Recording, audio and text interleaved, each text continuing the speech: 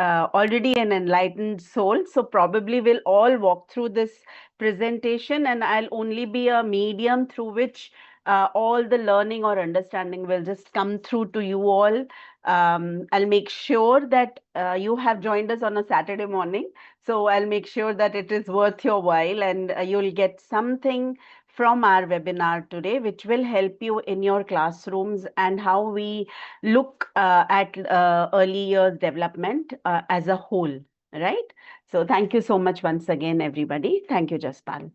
All right. So now, before I start off with the presentation, I'm not sure if everyone across, I mean, everyone has joined from so many different places, whether the academic session has started or yet to start. But I'm sure you, if you want to recollect, you will be able to recollect a couple of your learners who, when they joined, were showing or displaying a very different skill set in terms of emotional and social well-being.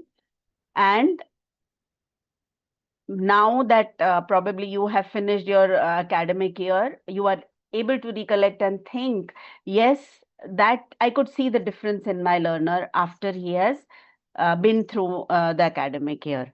So when you think of that child or that particular learner or a set of learners who came but were looking very apprehensive or taking a lot of time in settling down, but gradually now, with the academic getting over, you feel you did something, some kind of a magic in the classroom, and children were actually settled and very comfortable with you in your academic year, or you intend to actually make them comfortable.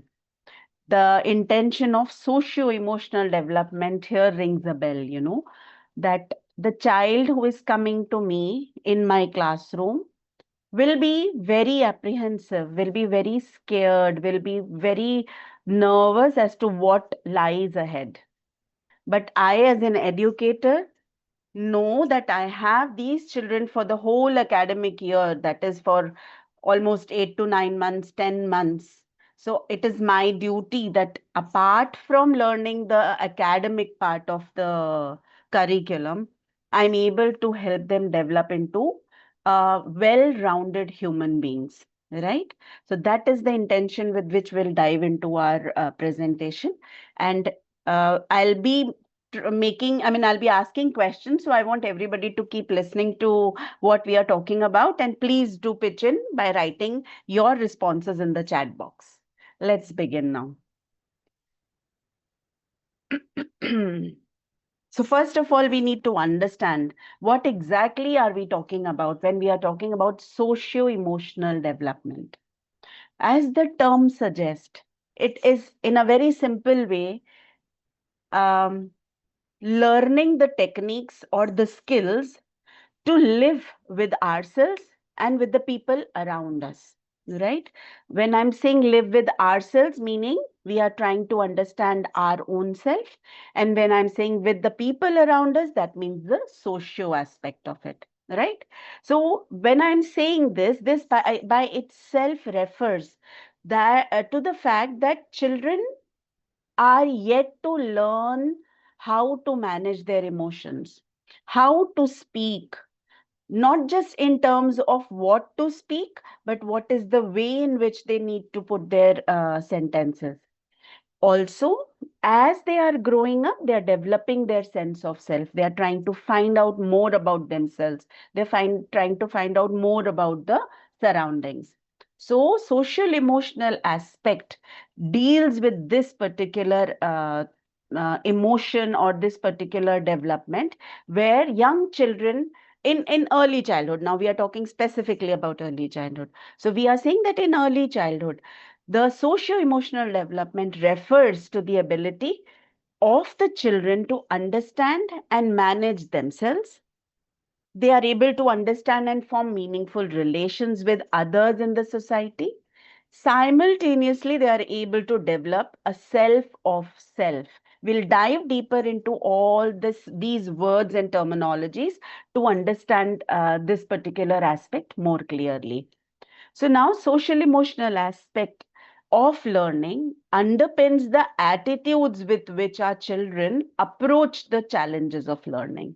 So this is a very beautiful sentence which is helping us understand that when I am talking about socio-emotional learning, I am actually giving the learners the ability to approach the different challenges they are going to face. Now, this for now in early years would be with regards to academics. It also could be with regards to the outside world.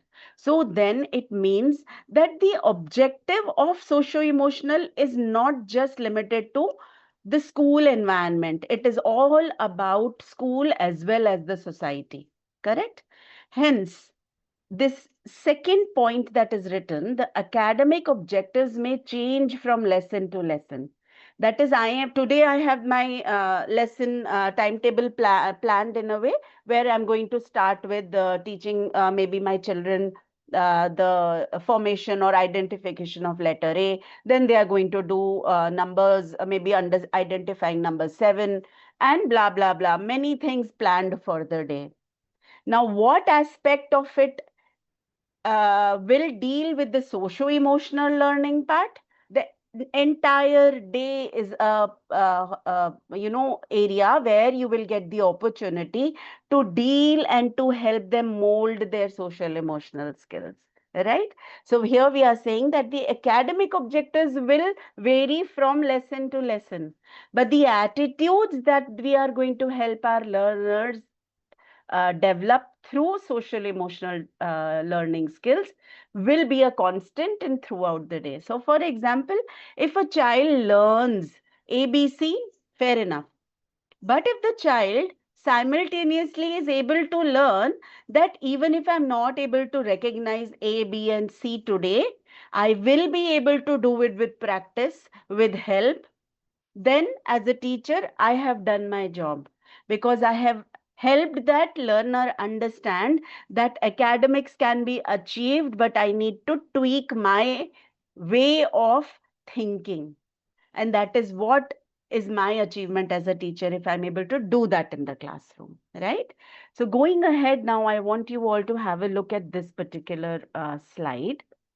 We are talking about different kinds of intelligence. I'm sorry. We are talking about different kinds of intelligences. We all are familiar with this term, that is IQ. We all use it very liberally, that the IQ of this learner is excellent, the IQ of that learner, that child is really not able to understand very quickly, I need to spend a lot of time with him. So this word, we use it very loosely, though it basically is about developing thinking skills, reasoning skills, how to remember things, and also solving problems. The other type of intelligence that we all have started using is emotional quotient. What is emotional quotient? When we are talking about emotions, that is understanding and managing emotions, right? The third type of intelligence that we see is called SQ, which is social quotient. Again, now social means with the society, which essentially means building meaningful relationships, able to manage those relationships, learning to cooperate, learning to communicate. This is all about social quotient. And the fourth one, which is a fairly new one, is adverse. It's new in terms of new in our knowledge, maybe mine perhaps. Adversity quotient. Now, what is adversity quotient? This is something which is, I think, very, very important along with the other three. This adversity quotient essentially means that we help our learners understand it is all right to fall, but it is equally good and important that we bounce back. This is adversity. So that means adversity quotient. Now, this means resilience. This means the ability to come back after a failure, right?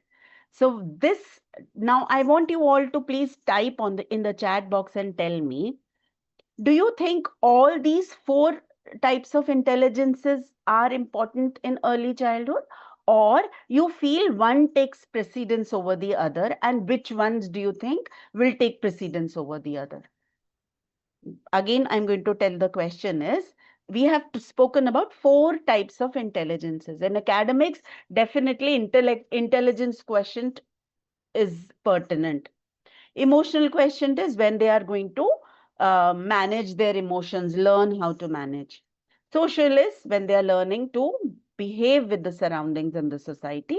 Adversity is when they are bouncing back, learning resilience, right?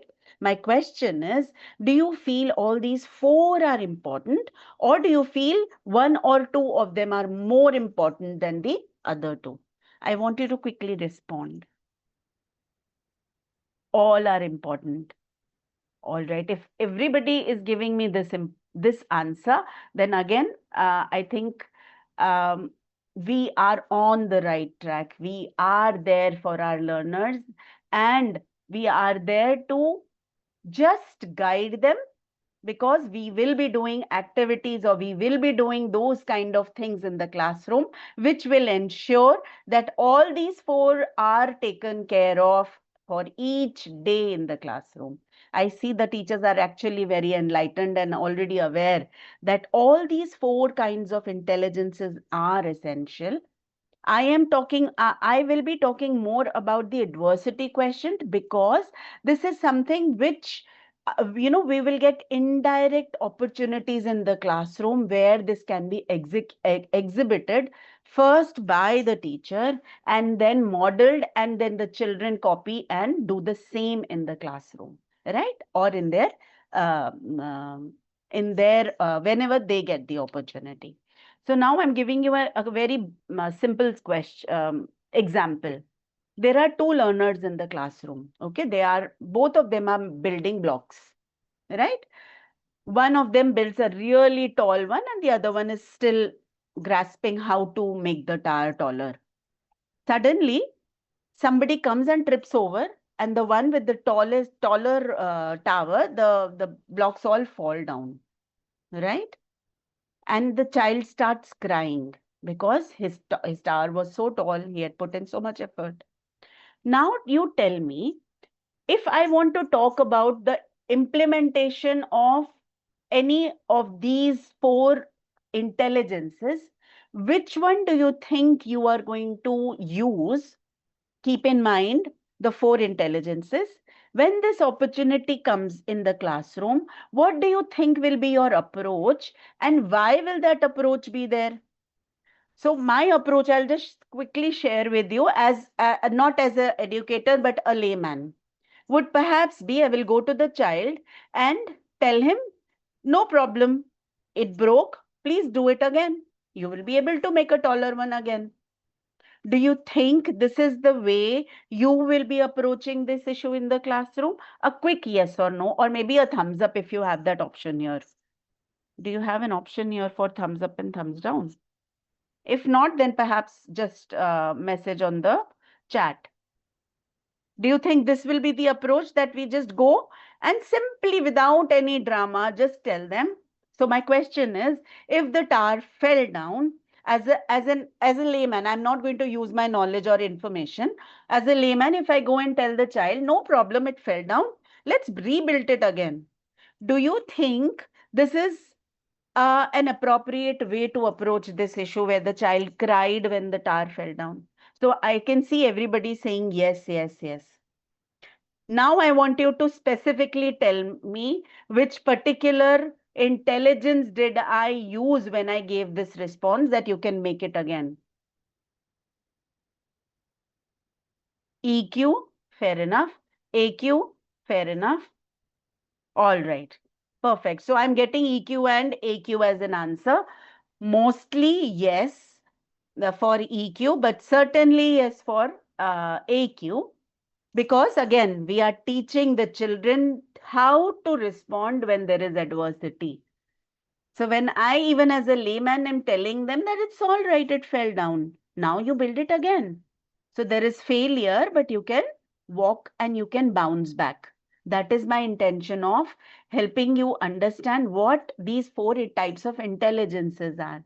Now, when I'm going in my classroom as an educator, At least I will be more open to seeing and finding out those opportunities where I can help children develop any of these four intelligence. Am I making myself clear to everybody? And are you on the same page as I am when I'm saying this fact that we will be more open to looking for opportunities where we are able to help our learners develop any one or all of these kind of intelligences? Yes? Perfect. Perfect. This is very nice. And you all have been answering so rapidly. It's so difficult to even read, but beautiful responses. Thank you so much. So now, with this, what I was trying to say is that normally, as an educator myself, probably around 10 or 15 years back, I would have been more,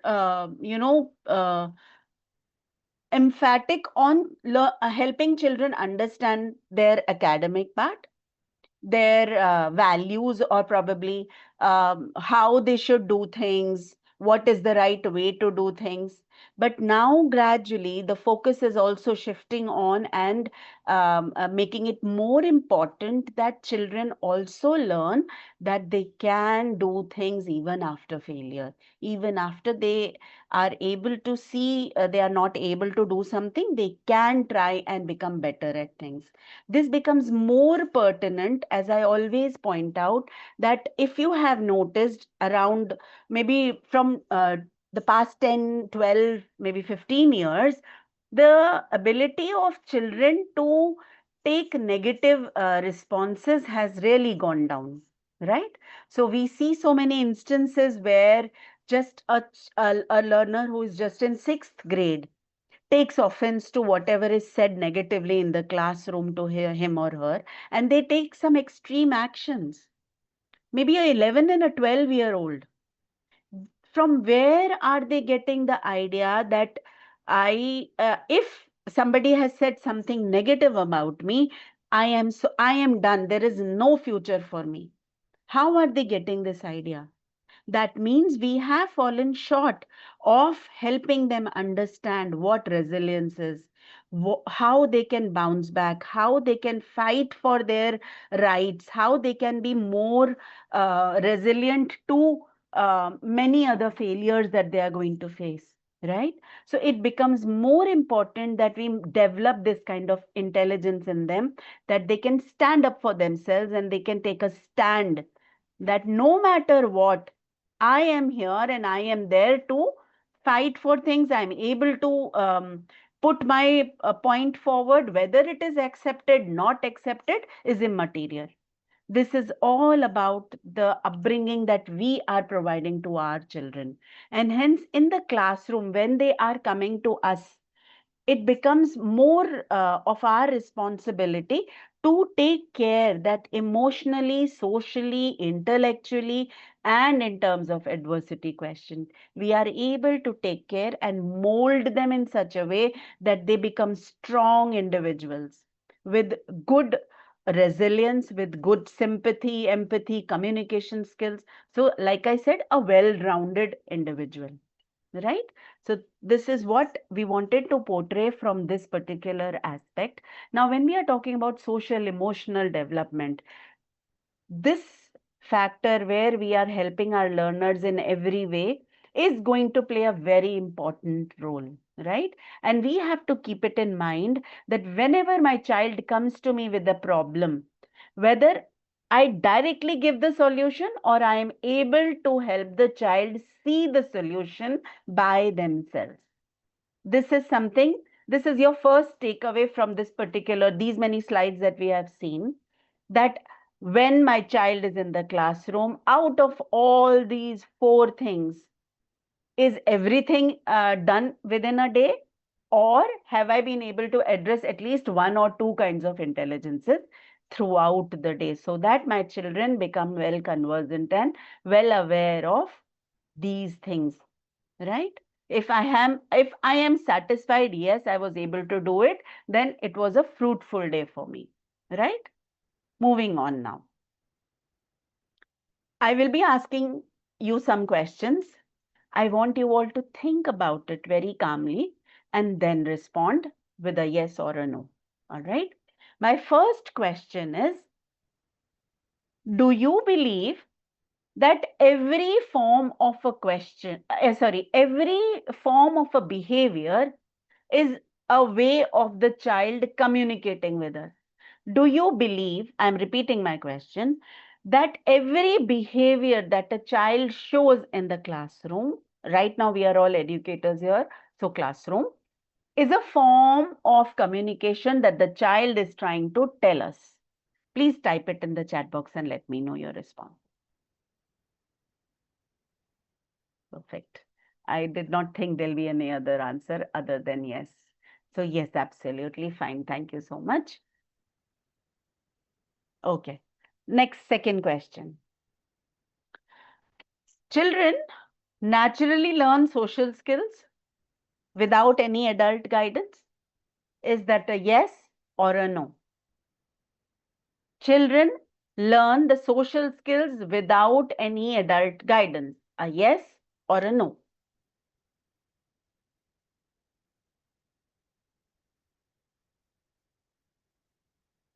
Okay, we are getting a mixed bag of replies with a few yeses and nos. Okay, all right. So now, when we say social skills, let's understand that social skills are something which we learn only when we come into the society or with people around us. Correct? So when children come to a school setup, when children go to a garden, that is when they get to interact with somebody who is from outside their family, right? So that means they will only get to see uh, people around. They will notice what those people are doing. They will try to model the same thing and practice the same thing. Hence, what my reply to this answer would have been that no, social skills are not learnt naturally. They need to be modeled for the learner to copy and start doing. Right? This is my reply to the question, that how to behave in a society is something that doesn't come very naturally to anybody, because we are born as an individual. We are in a family where we learn things because we observe our adults doing it. Then we move on to the bigger group of children or adults around us, and we learn from them. That is why in the classrooms, whenever we have our PTAs, don't we tell the parents that please do not talk negative about the school or the teachers in front of your children? That is one of the ways in which we are telling that children are going to copy what we are going to do in front of them, and they are going to repeat the same thing. Similarly, if you yourself as an adult are a picky eater, how can you expect your child not to be a picky eater? Because he's seeing you not eating your finishing whatever is there on your plate. So these are things which children observe. And sadly, they will observe and pick up the negatives this like this, while the positives probably we need to enforce and ensure that they copy and model from us, right? That is the sad part of it. Sometimes that happens, that they will pick up on our negatives very quickly. So that is why as an educator, I need to be very aware of what my body language is in the classroom, whether I'm frowning a lot, whether I'm shouting a lot. How do I respond to children when they ask something? What is my general body language in the classroom, and how do I respond? These are the two things you can take away from this particular question, that I need to develop beautiful social skills in my learners. Hence, I need to model it to them, right? So if something is there in the classroom which you want to address and it has made you angry, how you show your anger also is something which they are going to observe and they are going to copy you. It's not just that.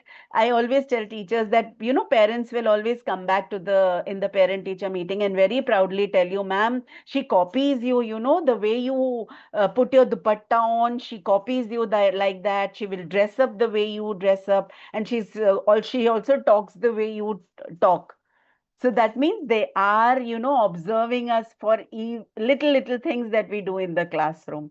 So now I mean, I'm sure you all are already very vigilant and careful, but be more vigilant and careful of what your body language says in the classroom, right? Third question. Everybody, all ears, please. Okay. Do you believe that social and emotional skills are just as important as literacy and numeracy, or let's say the academic part?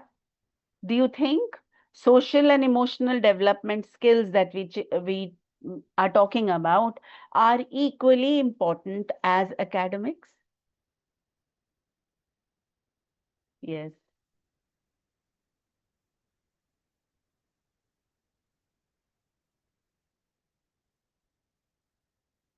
Okay, I have a request that I should also talk in Hindi. Um, I'm not sure, ma'am, actually, because we have teachers जिन्होंने पूरे हमारे यहाँ पूरे India से join किया हुआ है. So north east में या बंगाल में या फिर साउथ से वो लोग समझ नहीं पाएंगे. हेंस मेरे लिए मतलब मैं नहीं कर पाऊंगी कि मैं हिंदी और इंग्लिश में बात करूं, बिकॉज वो लोग मिस आउट करेंगे.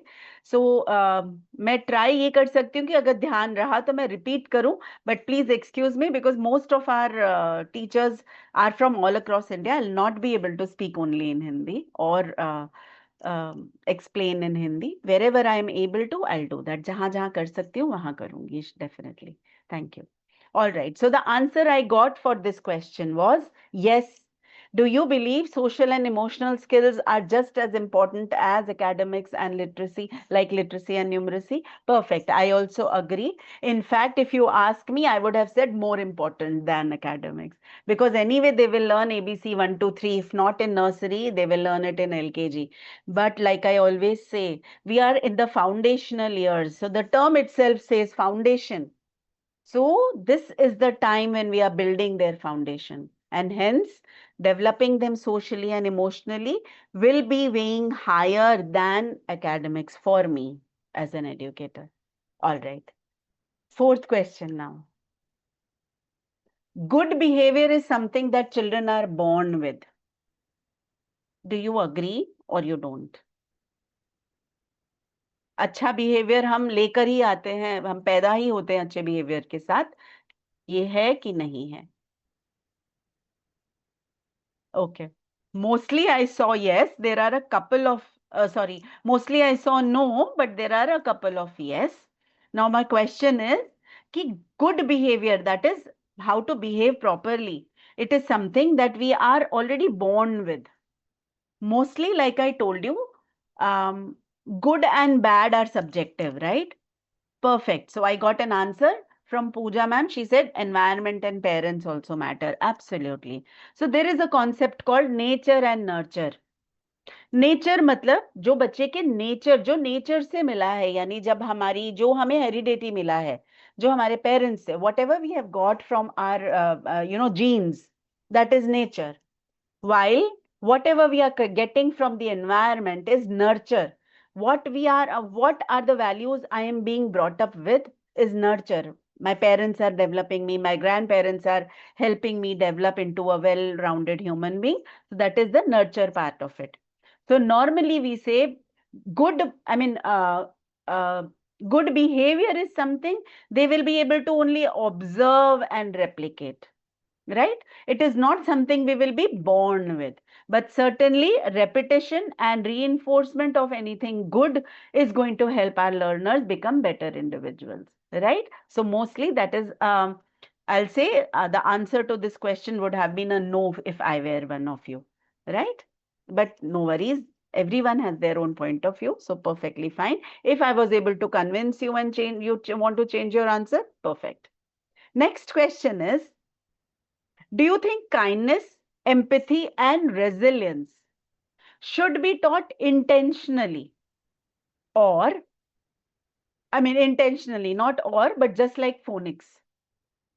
You know, you are teaching it like phonics. That is, you're teaching children to be kind, you're teaching children to be empathetic, or resilient.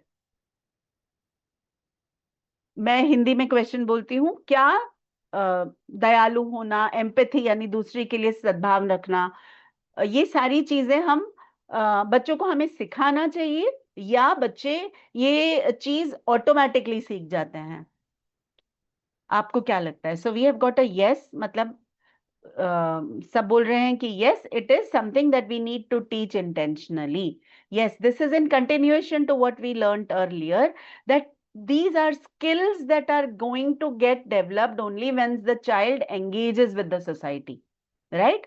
So जब बच्चे बाहर निकलते हैं घर से या घर में, बच्चे ऑब्जर्व करते हैं, when children are able to observe and see the behavior around them, they develop it. So yes, we need to teach it explicitly, right?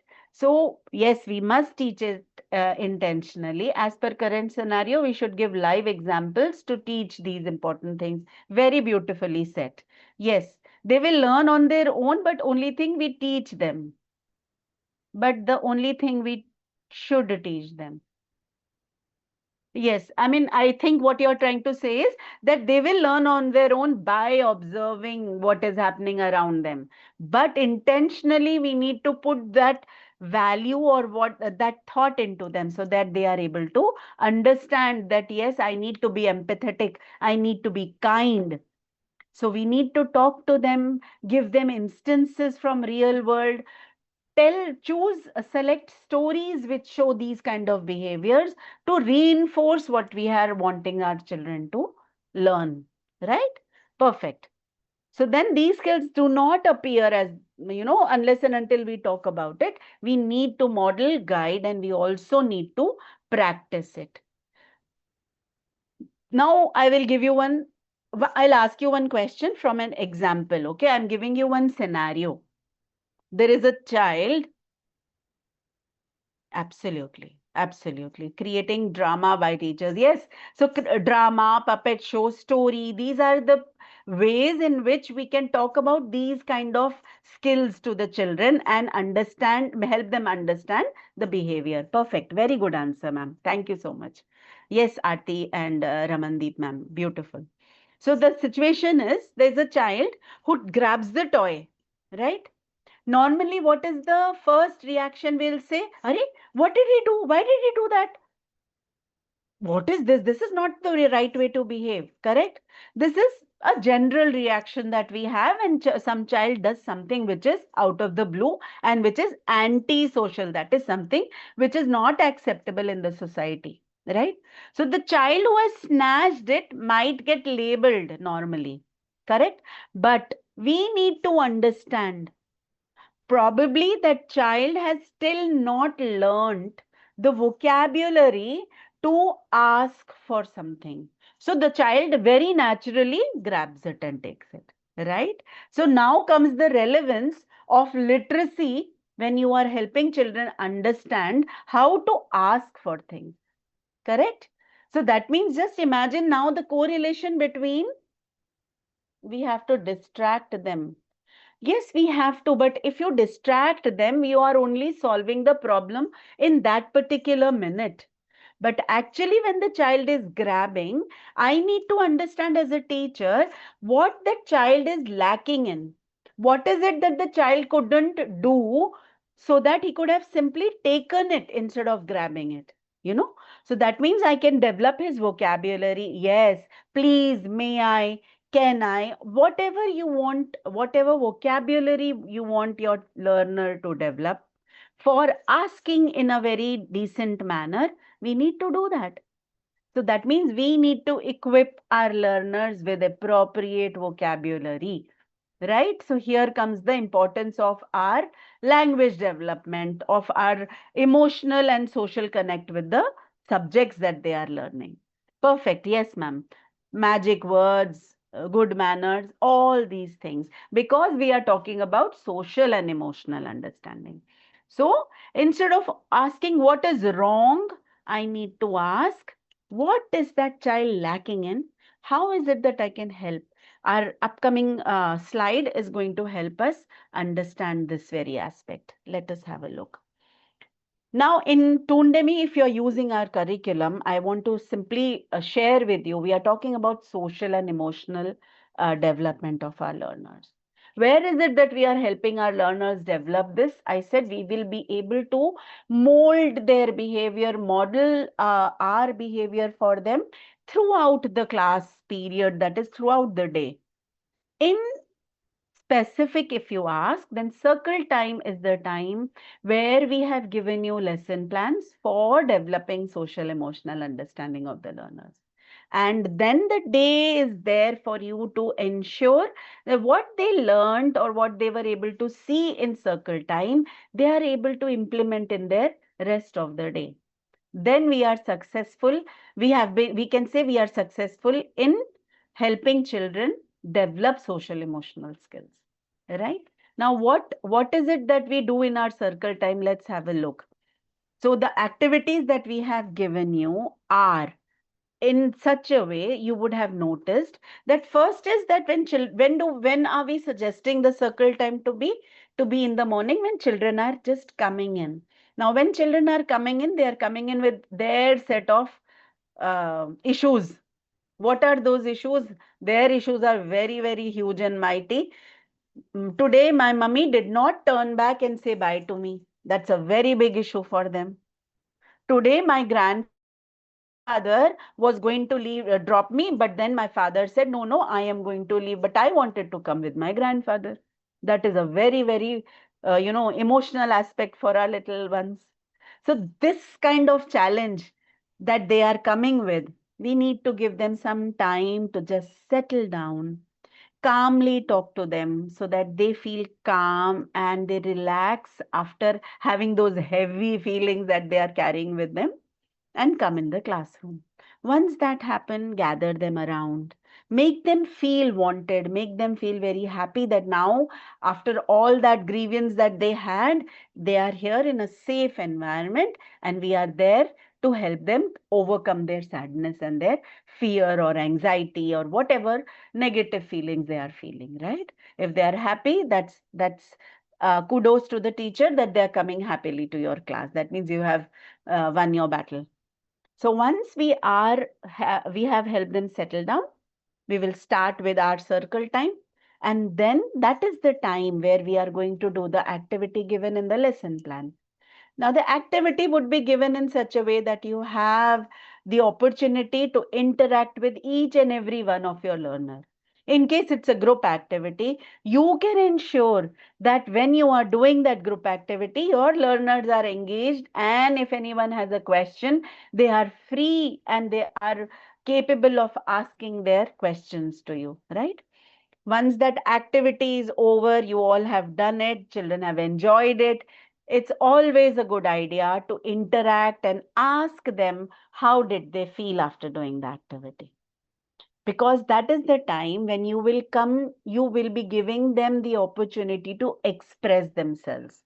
We will go further and then we will learn about the importance of this particular part where we are giving them the opportunity to help them understand their own feelings and also how to express that feeling, right? Closure and the closure, that is the part where we are helping them understand what they are feeling and then concluding the entire activity with whatever highlight was. For example, if the activity was to talk about kindness as an activity, we did some activity where probably we did some craft activity where children had to make a heart, and they were supposed to just put their thumbprint and give this to the help that is there in the classroom, that is the didis and the maushis.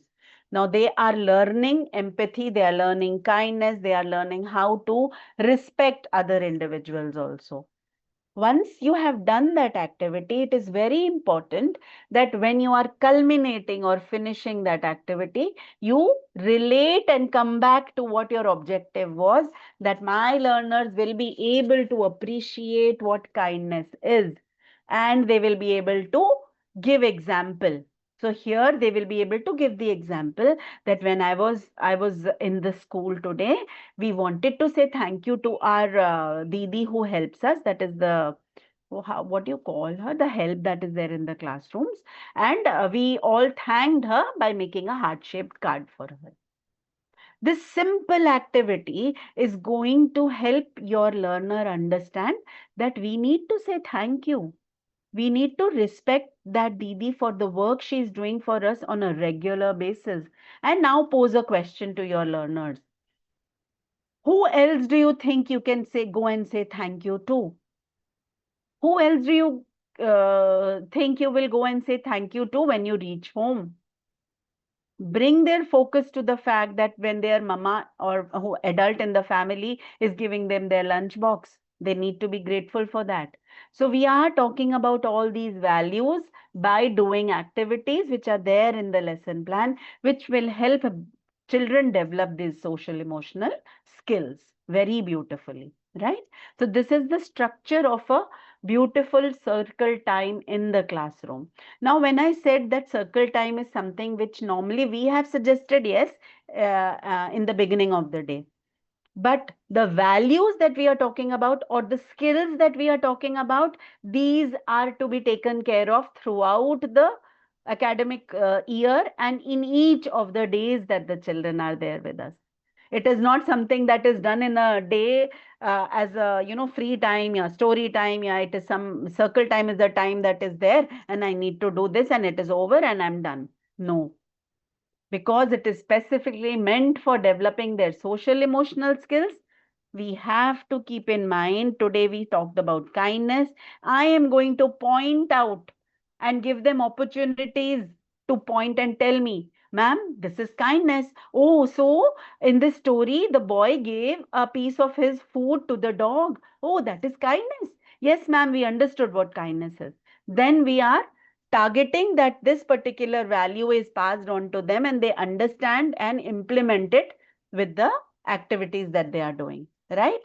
Hence, this is the structure that I was talking about for the circle time that we have given you as a one of the domains, one of the activities in the classroom. Am I clear till now? It has been a monologue so far, but did was it clear to you all what I tried to explain to you? Wonderful. So then, a very warm welcome, a connection activity, a discussion of the activity, the what children are feeling, reflection from their side. This is how we need to end our circle time, right? This will not take a lot of time, but certainly you have to be mindful as a teacher that there should be a conclusion to the activities children do so that they have a takeaway from that particular activity, right? So thank you so much, everybody. Moving ahead now. When we are talking about circle time or social emotional development, which in our lesson plans is called as circle time, what are the skills children are learning? We are going to talk in depth about these few skills. These are not limited to just these many skills, but this is an umbrella, term that we are using for each of the skills they are going to learn. What are these skills?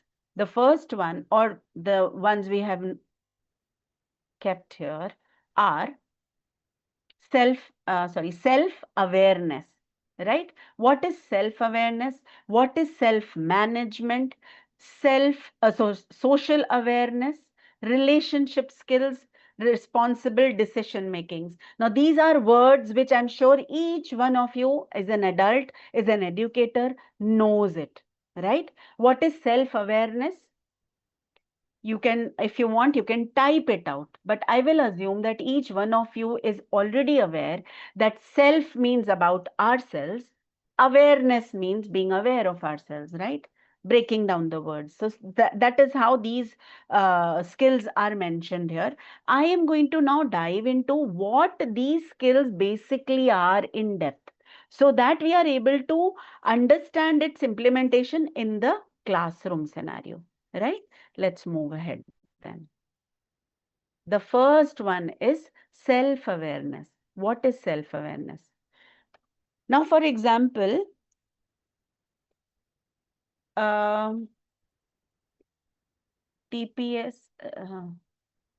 um, Jaspal, some teachers here in TPS, Sun City and others have raised their hands. If you could just go through their chat and understand if they're facing. I'll check that.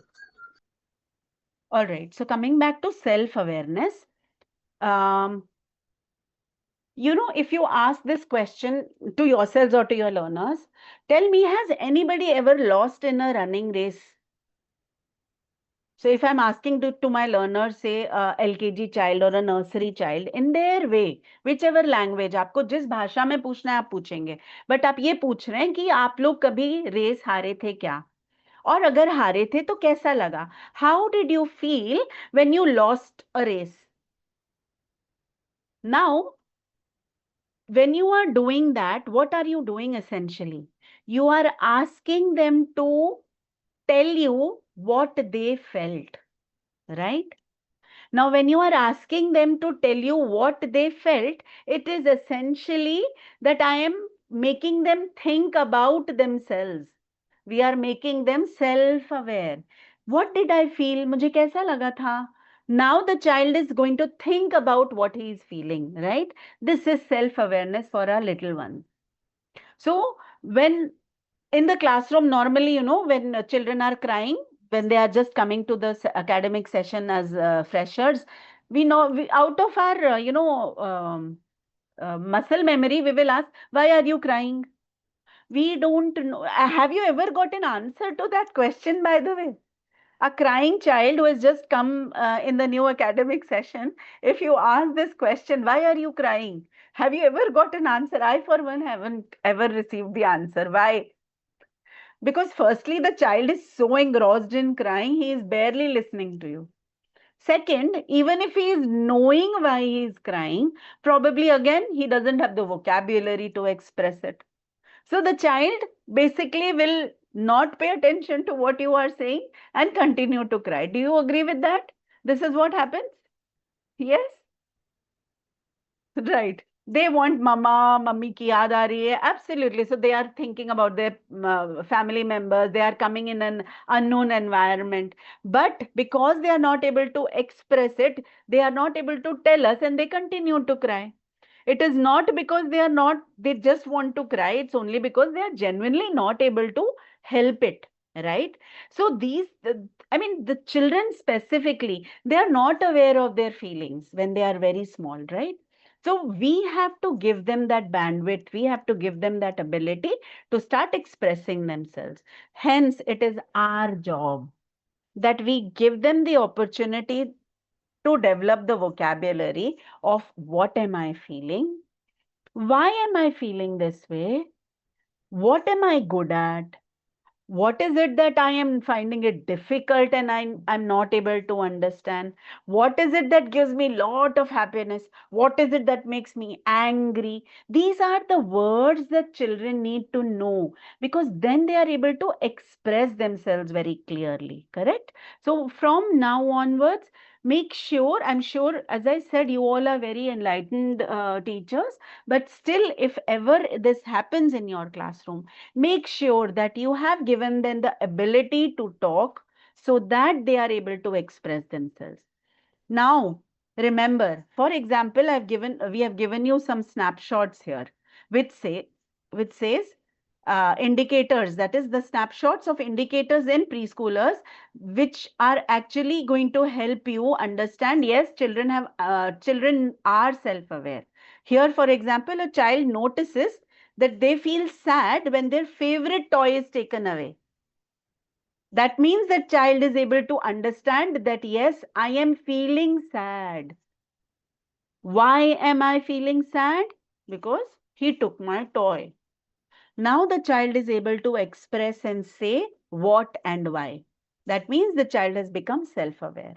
Similarly, if the child is able to tell you, now some very small, PG children and nursery children who are still developing their vocabulary, they start howling if they are hungry, but they are not able to tell you they are hungry, right? But as a teacher, now I know it is this time, this is the time. Normally he cries, and when I give him food, he's able to, he's fine. That means now I need to give him this word. I am hungry. Hungry is the word for the child to understand. Are you getting the gist of what I'm trying to express here? That we need to give children the ability to express how they are feeling, what they are feeling, so that we are able to understand that they are knowing themselves, they are self-aware, right? So this is, and then again, like I said, we can pat our brain, ourselves, that our children have become self-aware. When we help children name their emotions, we are actually strengthening their brain pathways, which will connect the feeling with the vocabulary, appropriate vocabulary or language. So remember that this is also a way of building their brain, right? Helping them understand the correct vocabulary for what they feel. I hope self-awareness was clear to you. I'll quickly move on to the next one now, which is equally important, not that it is not. The next one says self-management. Again, we all as adults know what is self-management, right? When it comes to our little ones, whether they are able to identify and then do something about it, that is self-management. I am feeling angry because I'm not getting to slide, right? So now child was aware that he is angry, but what does he have to do to control his anger or to vent out his anger? That is something I as a teacher need to give him a solution, right? So taking turns, setting goals, making choices, respecting others. We need to be vocal of these words. Okay, now I know you are angry because you didn't get the chance to slide today. Let's do one thing. Once this particular child, whatever the name, has done it, then you go and slide. You can wait for your turn and then I will ensure that you get your turn. This gives the assurance to the child that I will get my turn. If I don't, ma'am is going to help me, right? So we are giving them the vocabulary also, we are giving the solution also, and then ensuring we stand along them so that they feel confident and safe, and that the teacher will follow up on what she has said, right? So that is trust building, which is very important for little ones, right? So this is what self-management is all about. The next aspect is social awareness. Again, being aware of the people around us, of the surroundings, of the environment. What is it that children, how are children indicating if they are actually aware of this? When they are able to understand that someone else is also feeling something, right? You would have noticed even very small children. We see so many. I have become a big fan of those videos where they show little ones in the social setup, and how a little one is actually going and helping another one, maybe not to cry, or give something from her kitty to him to play with. So these are all instances where we are able to explicitly see that these children who are going out of their way to help their friends or their, children in the surrounding or adults also, then that means that child has become socially aware. And that is also one of our goals. That in my class, when children are coming, they are going to deal with individuals. So if I am helping them understand that, sometimes Dhruv gets angry.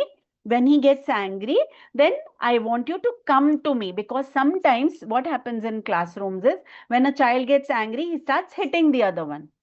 Now, other children get scared, right? And they might hit back even though they do not want to. But in such a scenario, if you tell your children that, okay, whenever somebody is hitting you, you will come and just tell me, and teacher is going to do the needful. I'm going to take care that nobody hits each other. All right. Now you have given them the solution that they do not need to hit back, but they need to come to you.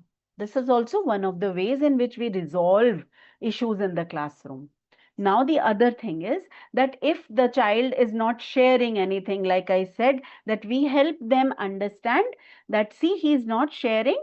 Will you go and help? Will you go and help that learner, or will you help your friend to share his toys. How will you do that? Take responses from them. What is it that they think is the solution? So that back and forth movement of dialogue is important, because now you get to understand their understanding. What is it that the child will do to solve a problem in the society or in his social setup? That also is a way to develop their social awareness and giving them or equipping them with some solution as well. Right? So again, this is a very important aspect, because this is what we all are going to be. We will be in a social setup, right? We will not always be in our homes. We will be out in our jobs with interacting with other individuals. Hence, it is important this in our learners right from their foundational years. Right? Excellent.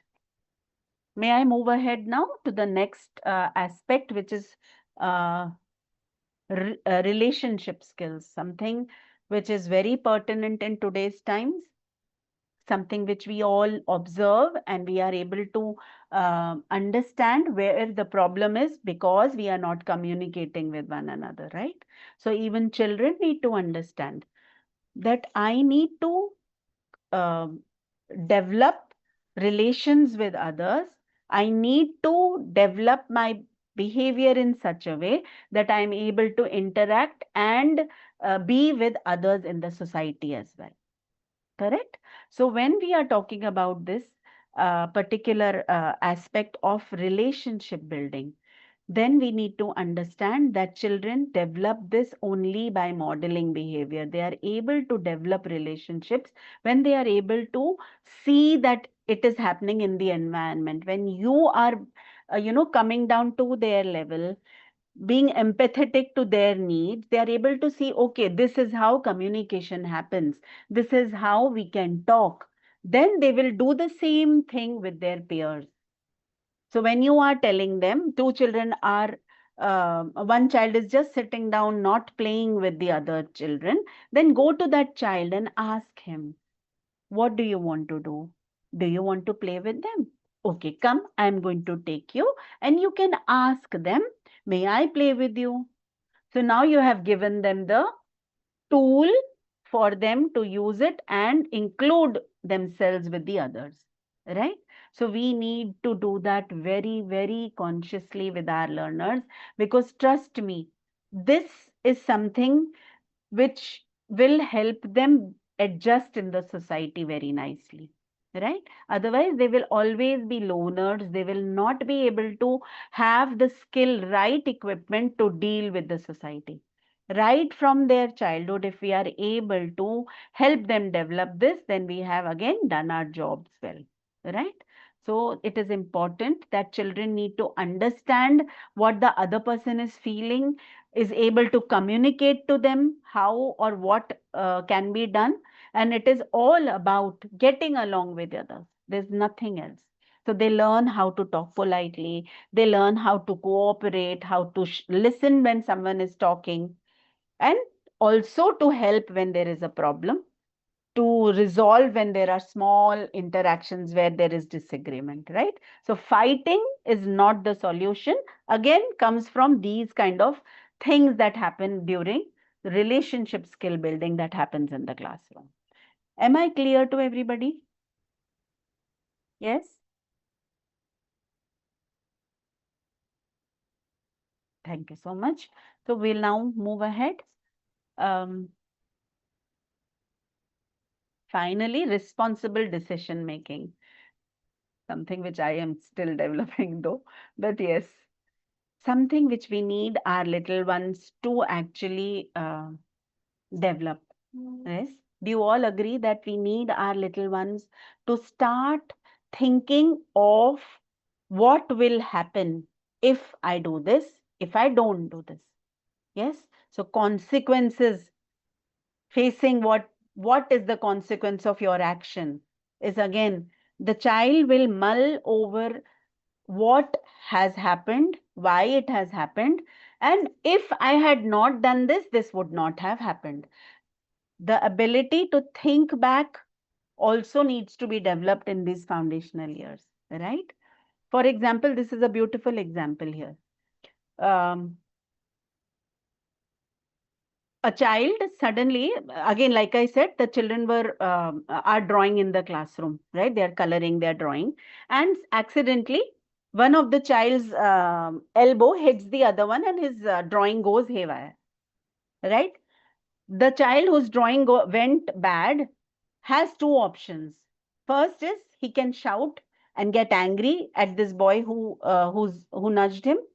Or the second thing is, if I as an educator has helped the children develop this aspect, that if I shout, I am not going to nothing is going to change. My drawing has become bad already, but I'm going to upset my friend.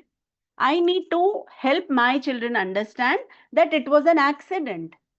This can be done in a day's time. Many a times these things happen in the classroom inadvertently. गलती से हो जाता है.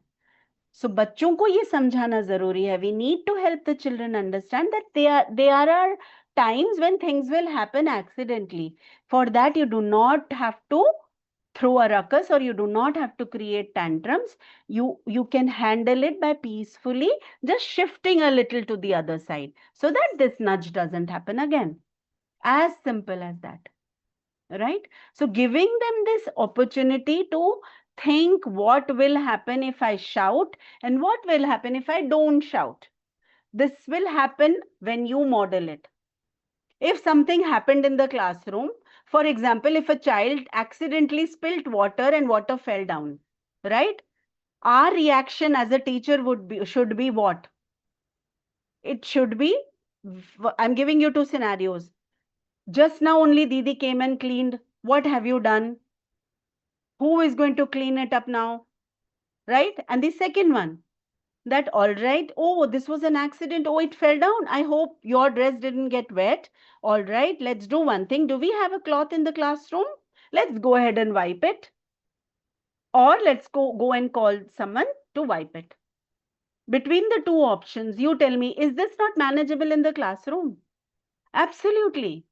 No need to yell, because again, yelling comes very naturally to us. Yeah, as adults, to all the more naturally. And as teachers, I think this is our second nature. But then can we curb or control that urge and try to model the right behavior so that children are able to make responsible decisions next time something like this happens? Yes, be vocal about it. Then when you do this, absolutely. So beautifully, Sushmita Debnath ma'am has written, from next time, be a little more careful, my child. It's okay for now. Very nice. You know, we don't need lot of time for this. You might feel, oh, all this talking and everything, it's going to waste my time. It's not. Trust me, if you have put in a week's time or 10 days or even a month's time in developing these kind of attitudes in your learners, your academic year is going to be as smooth as, oiling a machinery part, an engine oil. It's going to be as smooth as that. But if we don't address these issues in the beginning in the proper manner, then the whole year round, it is either we are yelling, we are getting exhausted, and children are not able to get solutions which will help them develop as a wholesome individual. Correct? So this is very important that we take care of their decision making by modeling correct behaviors. Now, these are very important two aspects which I'll quickly and finish it off very quickly. But you need to go back and go through Erik Erikson's theory, because as an educator, I feel anyone who is dealing with human beings, we need to understand psychology, and this is one of the important theories where he's saying that children, when they are So that child is trying to get your attention. Ruby Panjwani ma'am has written, what if a child spills water intentionally? What to do? Because it is about a child in the classroom. All right. We will talk about it. Maybe teachers can put in their responses to help this ma'am, Panjwani ma'am. I will rush through. I have to finish my presentation. So first let me do that. And I will keep in mind that I need to address this issue of yours, and we'll try to address it before we culminate, right? Yeah, so talking about this particular aspect where the toddlers or, nursery children, that is 18 to 3-year-olds are coming to us. When they are trying to do things on their own, they will just push away your hand and try to do something on their own. Now, as a teacher or as a parent, sometimes we lose patience. We don't have the patience. But we need to understand now, when you are learning about this theory, that this is the time, this is the age group where a 2-year-old is not trying to show I want to do something out of ego. It is only that this is the time they are able to do certain things on their own, and they are getting the taste of doing it independently, right? So they are now developing their individuality. They are not doing it out of stubbornness. Trust me. They are only doing it because now they want to make choices, they want to explore, and they want to do many things on their own. Let them do it. If you are waiting and a child is trying to put the zip of his bag, he's trying hard, he's not able to do it. Wait. Others can be busy with something else when this child is doing. Let the didi or someone in your class take take care of the others. If this child is trying, let him try. Because again, the child is developing his fine motor skills. The child is actually problem solving. The child is trying to make a decision that if I put this zip down, does my bag close? If I pull it up, then what happens? How much strength do I need to put so that the zip is actually going across the entire line? So these many things are going inside that child's mind. He's only focused on that. So let that child explore it. Once or twice or three times, the child will struggle and waste your precious time. For us, it is a wastage. For them, they are developing so many other skills alongside. So what I'm trying to say here is that specifically for teachers who are for children from 18 to 3 years old learners, let's be let's first learn to be patient and keep this in mind, that these children are trying to do things on their own because they are developing their independence, right? It is not ego. They are not stubborn. They are not doing it to irritate you. They are only doing it because they're excited now that, oh, I can do this. I can reach there and I can pull this down. Wow. So that, that feeling of excitement is there in them. So let's try to be a little patient with this age group and help them do it on their own, whatever is possible and practical, right? If the child is trying to put on the shoes, insists on doing it, wasting your precious time, get away from there. Just see, observe that the child is doing it and not falling down, losing his balance. That's enough. The child will eventually do it or come to you for help or start crying. You will know when to help. Don't put it on for him, right? Tell this to the parents specifically who may not know what is the right way to deal. Again, so coming back to this, that children are able to do things, they are trying to do things. What is it that I can do in the classroom? I can give them choices, so that now they feel, okay, ma'am is asking me which one I want this one. The child is expressing his decision. Good enough. If you ask them, okay, now which song should we sing today? You are giving them the ability to think and tell you. So again, they are able to decide what they want and they are able to tell you. Ask them to help you in the classroom. Again, they are developing their fine motor, gross motor, all kinds of skills. They will develop this feeling that I can also contribute and help ma'am, right? So we are developing their, boosting their morale as well. So there are multiple ways in which we can actually help children develop or build confidence through little activities that they want to do on their own, right? Now this was about children who are 18 months to 3-year-olds. Now comes the challenging part of 3 to 5-year-olds.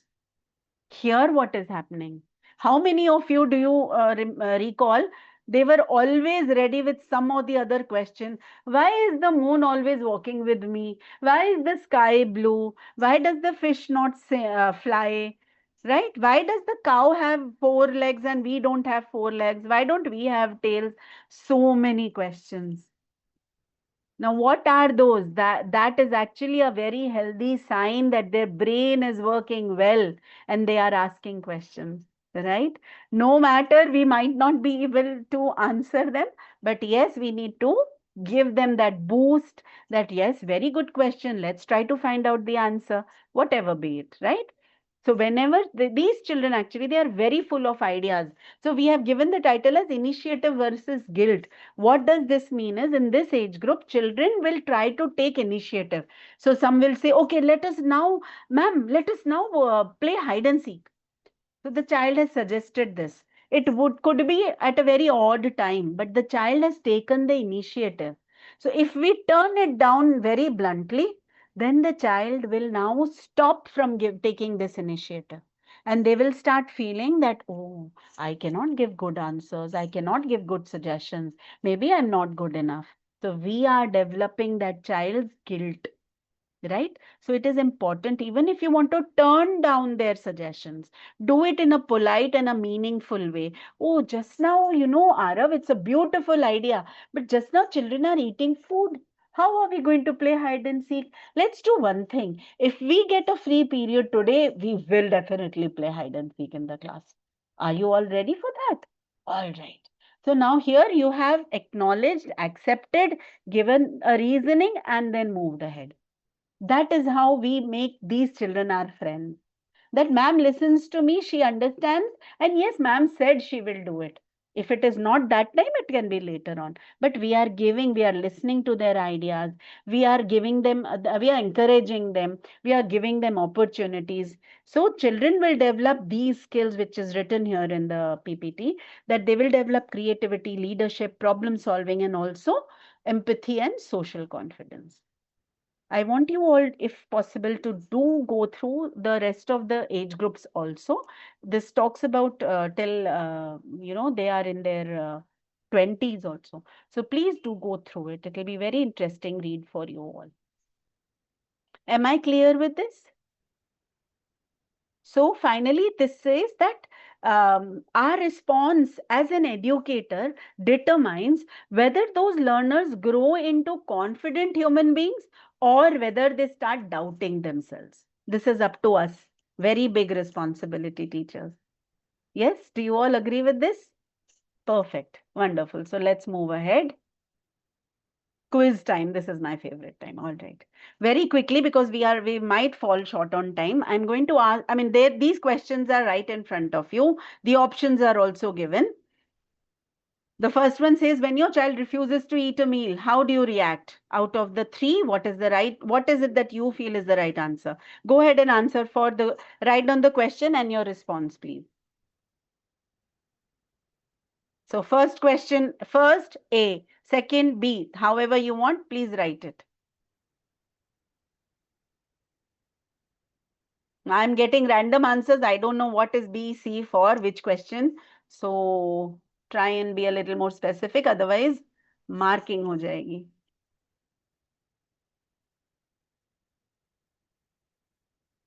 Okay. Now, let us just quickly read understand what this question was. When the child refuses to eat a meal, as a parent or as a teacher, how do you react? So,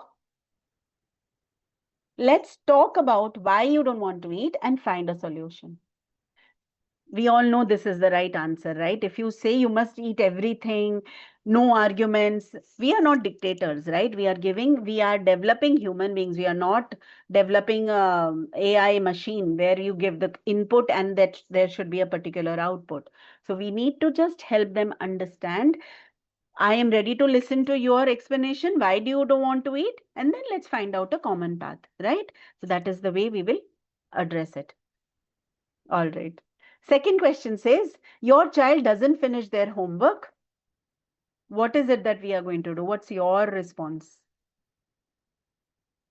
So, definitely, it's fine. You can do it tomorrow. Is that all right? I don't check their homework. If as a parent I say that, that's also a very negligent answer, right? But then what do we need to say? That it is not always that we give them independence even before they are not having the confidence. So independence before confidence is not something which is a very bright idea. So we need to give them independence, that all right, you can do your homework at that time, provided you do it diligently and carefully, right? So wherever it is possible, we are giving in to their demand, but we need to be very particular that it is a reasonable demand and it is fine to go by it, right? So it is all right if they are saying we do not want to do it just now, but it can be done in another in some other part of the day, but ensure it is done. Give them that onus or that responsibility. I am listening to what you are saying, but yet I want to see it completed before the end of the day. Fair enough. Third one says your child is not sharing their toys with the other. What do you say? What is the answer for this one, everyone?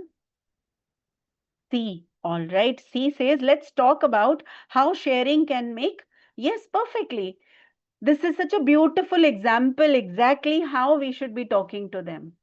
Give reasoning. Ki how sharing is going to become so fascinating and interesting, because we'll have more number of children to play with us, right? Perfect. The next square, there is one more slide. Very quickly, everybody, please keep on answering. Your child is upset because they lost a game. What's your response? You have to learn to lose, so stop crying. It's just a game. Don't worry about it. It's okay to feel upset, but let's talk about handling losing. For me, even the first one is fine, but stop crying is telling them what to do, even if the child is feeling like crying. So, probably not a very bright thing to say. It's just a game, don't worry about it. Now, though it is a game, but when there is a competition, then definitely the child definitely feels bad if he has lost, right? So, the better idea will be that if you are losing, even if it is a game, let's try to understand that it is fine, because it is a game where someone will lose and someone will win. So if you lose, somebody has won. Next time, if you win, there is somebody who's going to lose it. So it is perfectly fine. Either of the two is going to happen anyway, and we are playing a game. So lighten the impact, but certainly make them understand that it is perfectly fine to lose, because this is just not going to happen here and it's going to get over. It's going to happen in their lives when they are going to see their marks, maybe in 10th grade or 12th grade. Oh, I got only this much. I got only that much. That is the time this kind of mindset is going to help them, that just now I was not able to do, I'll try and do it better next time. Or it is all right if I got this much, right? So it is for us.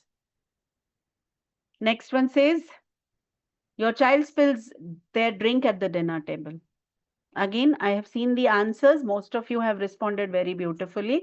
So 5C. What is 5C? Accidents happen. Let's clean up together. Right. I would definitely go by this. Very beautiful way of getting everyone together. Your child is struggling with a new skill like riding a bike. What do? Encourage them and offer support while practicing. Absolutely right. So this is something which we all should be doing, even if it is not a bicycle. Any new skill, they will fail, but we need to tell them we have to practice. It happens. First time you will not get in. You can give your own examples. First time I was trying to paint, I was not able to get it correctly and my paint went all across the paper.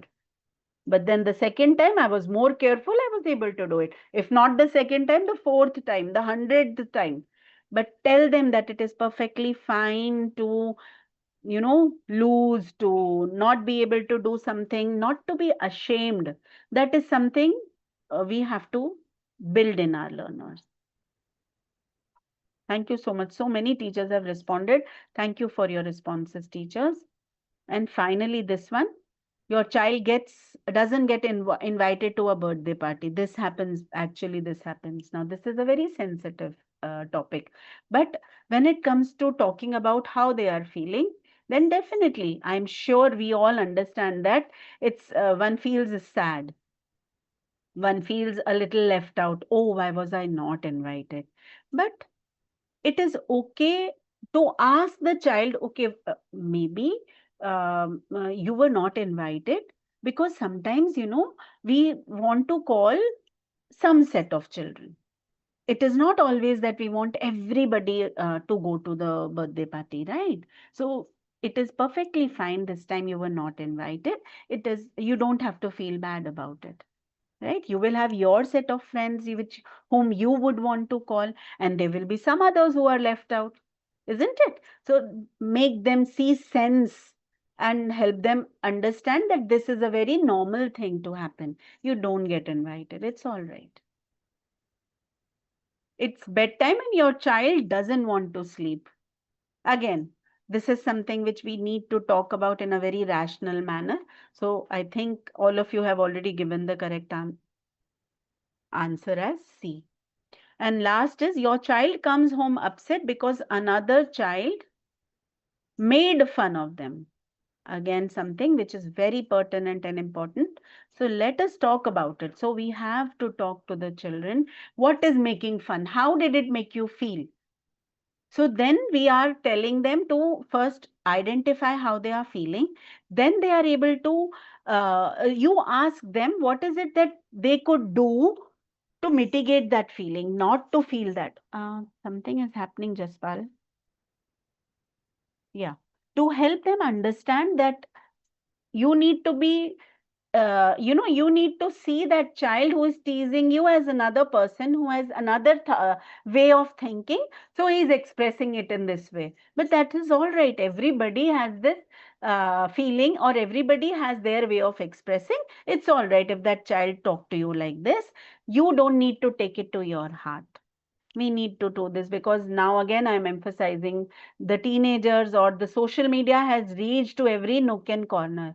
Looks matter now. The children are so conscious of their looks. And I think recently only I came across an incident where the parent father had put up an Instagram reel stating how the daughter was actually teased and the child actually took some extreme steps. So that means it's a very pertinent thing that we talk about. What happens when teasing happens? How does one feel, and how one has to overcome that feeling by ignoring it, ignoring those words, because those words do not define you as a human being, right? You only can define yourself. You know yourself well and better than anyone in this world, right? So tell your children that they need to find their own strengths and stand strongly, right? I can actually go on for hours together on these topics. So we have broadly spoken about these feelings. Now there is something. So this is again, the child is crying because nobody's. I mean, she doesn't want to share her toys. These are some case studies that we had put up. But now because I have less time, we have dealt with when we did the quiz part, we have dealt with most of them. I will give you one strategy here which will maybe help you understand the feeling and how what we can do. So for instance, look at this particular slide where the child is hesitant to talk in front of others and he is not participating. We as educators need to see what that behavior is, not just in this scenario, in any scenario. What the behavior is, here the child is quiet. What could be the emotion that is making him quiet? Always see the behavior. The behavior is just the tip of the iceberg. And underneath in the water lies the remaining part of it, which is the emotion which is being displayed in this behavior.